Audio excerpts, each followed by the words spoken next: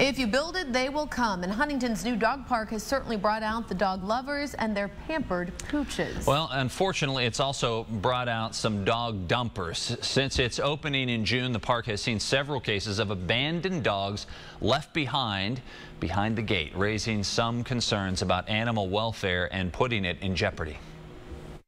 And that's very sad. I'm not surprised. I don't like dogs to be unattended anywhere they are in Huntington. But that's exactly what's happening at Huntington's new dog park. The latest was this mix, just picked up by the Cabell Wayne Animal Shelter on Tuesday. Quite possibly somebody just put him inside the fence to keep him safe.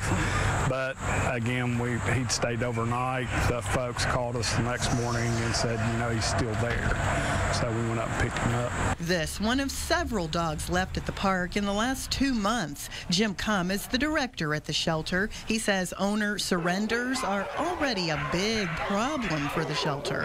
Folks get a guilty conscience, if you will, if they bring their pet that they've had a long time to the animal shelter.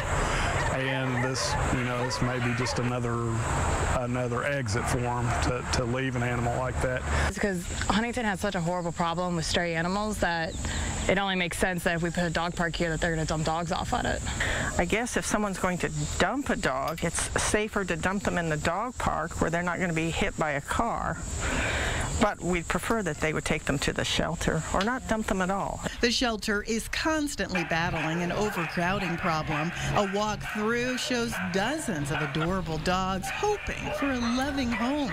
But Jim agrees dumping dogs at the dog park is not making matters any better. I really do believe the safest place when we give them up is here. You know, because at least they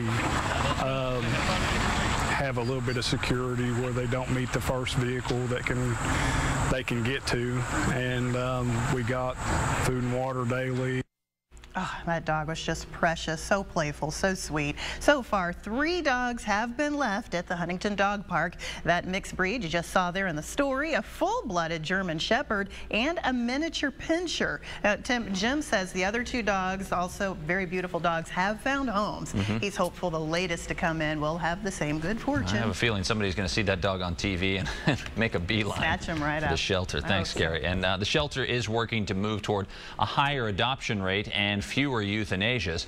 They're seeking foster homes to help alleviate some of the overcrowding and better socialize dogs and cats until they are adopted out.